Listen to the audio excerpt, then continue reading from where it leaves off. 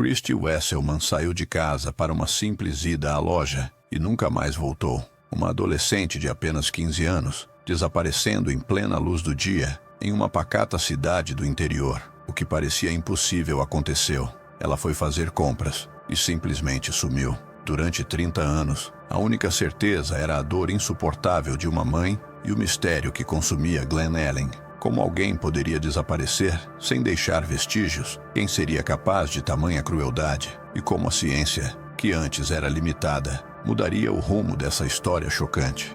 Prepare-se para conhecer o caso que ficou congelado no tempo, até ser resolvido após 30 anos, revelando uma verdade que ninguém poderia imaginar. Mas antes de eu te contar detalhe por detalhe, confere se já está inscrita no canal, para não perder os melhores vídeos de crimes. Glen Ellyn, Illinois, era o tipo de cidade onde todos se conheciam, ruas tranquilas, vizinhos amigáveis, crianças brincando sem medo. Em 1985, essa sensação de segurança foi brutalmente destruída. Christy Wesselman, com apenas 15 anos, era uma adolescente comum, alegre, querida na escola, cheia de sonhos. Na tarde de 21 de julho, ela saiu de casa com um único objetivo: comprar doces em uma loja a poucos minutos dali. Era para ser uma caminhada rápida, mas ela nunca mais voltou. Quando o relógio avançou e Christy não apareceu, o instinto de sua mãe disparou. Algo estava errado. A busca começou imediatamente, mobilizando vizinhos, amigos e policiais. Casas foram vasculhadas, campos abertos foram revistados, lojas e estabelecimentos foram interrogados. Nenhuma pista, nenhuma testemunha. Era como se Christy tivesse simplesmente desaparecido no ar. Dias depois, um policial veterano, decidido a revisar cada detalhe, resolveu seguir o atalho que Christy costumava usar. Um campo vazio, cheio de grama alta. Ali, em meio ao mato, ele encontrou o que todos temiam: o corpo da jovem. Christy havia sido brutalmente assassinada, vítima de uma violência inconcebível. O laudo revelaria depois 8 facadas e sinais claros de agressão sexual. O choque paralisou a comunidade. Como aquilo pôde acontecer ali? Como ninguém viu, ouviu ou suspeitou? Pior, as tecnologias de 1985 não conseguiam fazer o DNA falar. O material genético foi cuidadosamente coletado, preservado, mas permaneceu inútil, como uma chave sem fechadura. E enquanto o tempo passava e as pistas esfriavam, a dor da família de Christy se tornava um eco silencioso, sufocado pela impotência. Mas o destino guardava segredos profundos, e a busca pela verdade estava longe de terminar, porque o verdadeiro culpado ainda estava entre eles. Na tarde abafada de 21 de julho de 1985, Christy Wesselman despediu-se da mãe com um sorriso despreocupado. Ela usava uma camiseta clara e shorts, típicos de um verão em Illinois, e carregava alguns trocados para comprar doces em uma loja próxima. O trajeto era simples, conhecido, parte da rotina segura de uma cidade pequena. Mas, naquele dia, algo mudou para sempre. Quando o tempo passou e Christy não retornou, a apreensão rapidamente se transformou em pânico. Sua mãe, movida por um instinto poderoso, saiu à procura da filha, chamando seu nome pelas ruas e entre os vizinhos.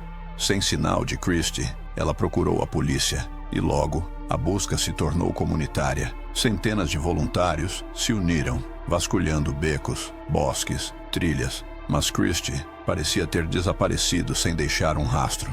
Durante 2 dias, Glen Ellyn viveu um pesadelo crescente.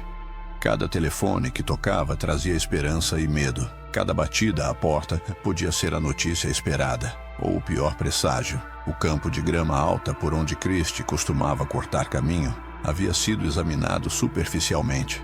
Mas algo dizia ao detetive veterano que deveriam olhar de novo, mais a fundo, mais devagar. Foi ali, entre a vegetação espessa, que o destino revelou sua face mais cruel. Christy foi encontrada sem vida, caída no chão, a poucos metros de uma trilha batida. Seu corpo mostrava sinais de uma luta feroz e brutalidade extrema. O laudo do médico legista confirmaria que ela havia sido agredida sexualmente e esfaqueada 8 vezes, em um ataque tão brutal quanto impiedoso. A notícia devastou a cidade. As escolas suspenderam atividades, igrejas abriram suas portas para vigílias e ruas pacatas passaram a exibir cartazes de Justiça para Christie.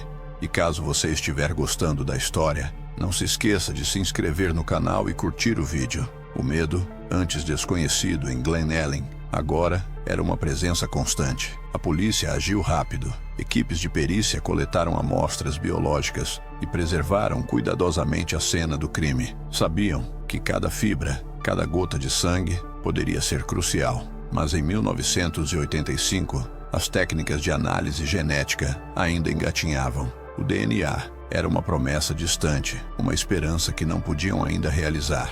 Restava confiar nos métodos tradicionais, interrogatórios, perfis psicológicos, coleta de álibis. Tudo parecia, no entanto, levar a becos sem saída. Sem respostas, suspeitas começaram a surgir. Olhares desconfiados se voltavam para todos. Conhecidos, vizinhos, até amigos da família. Glen Ellyn se fragmentava sob o peso do medo e da dor. O tempo, que deveria trazer consolo, apenas aumentava a sensação de injustiça. E no meio desse caos, um nome começou a circular.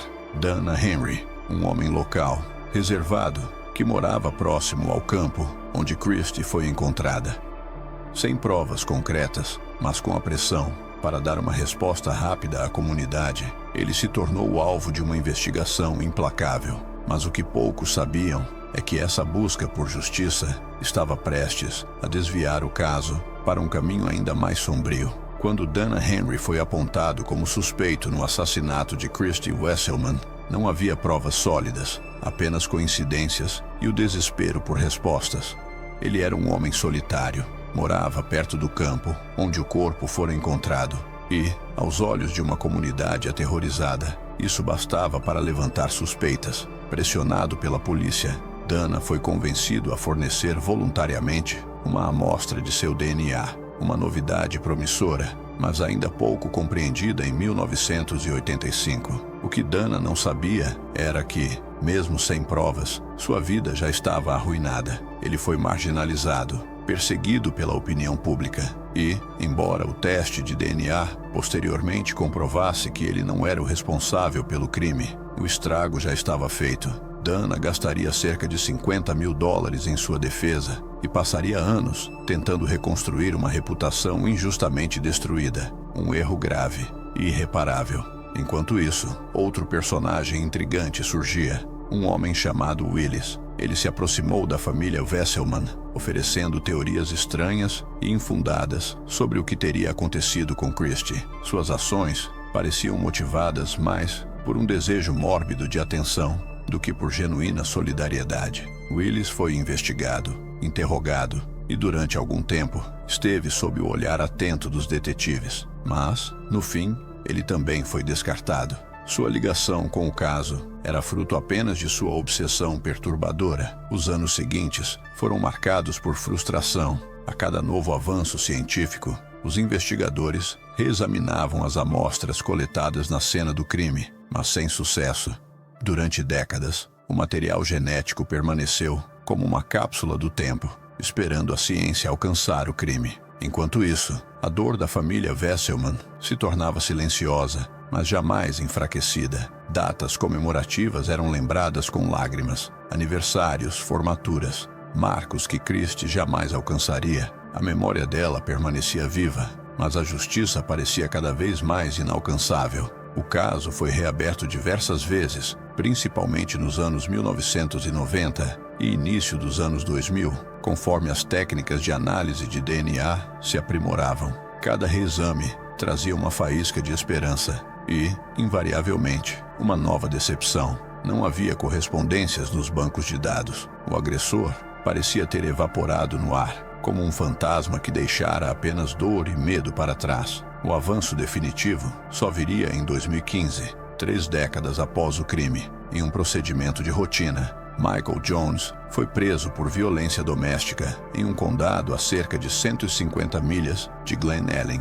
Como parte do protocolo, seu DNA foi coletado e inserido no Banco de Dados Nacional. Para os investigadores do caso Wesselman, foi o momento de um choque que aguardaram por 30 anos. O material genético encontrado no corpo de Christie correspondia perfeitamente a Michael Jones. Até aquele momento, Jones jamais havia sido considerado suspeito. Ele não era da vizinhança e não tinha ligações óbvias com a família Wesselman. Nos anos que se seguiram ao assassinato, ele se mudara para outras regiões, passando despercebido. Seu histórico, no entanto, era alarmante. Antecedentes criminais desde os anos 1970, incluindo delitos sexuais e agressões. A confirmação do DNA foi o estopim de uma nova investigação. A polícia traçou a vida de Michael Jones, reconstruindo seus passos em 1985. Ficou claro que ele estivera temporariamente na região de Glen Ellen na época do crime. Era um predador oportunista, alguém que se aproveitava de brechas e momentos de vulnerabilidade. Christie foi uma vítima aleatória de uma mente doentia que passou décadas escondida à vista de todos. Em 2018, Michael Jones foi julgado e condenado a 80 anos de prisão pelo assassinato brutal de Christie Wesselman. A sentença não apenas reconhecia a gravidade do crime, mas também refletia o desejo da sociedade de que ele jamais tivesse a oportunidade de prejudicar outra pessoa. A resolução do caso trouxe alívio, mas também reviveu as cicatrizes profundas deixadas pela injustiça, pelo luto e pela espera interminável. Christie, para sempre jovem, para sempre ausente, finalmente teve sua história completa, mas o preço pago por essa verdade foi incalculável. E ainda restava uma pergunta sombria, martelando na mente de todos.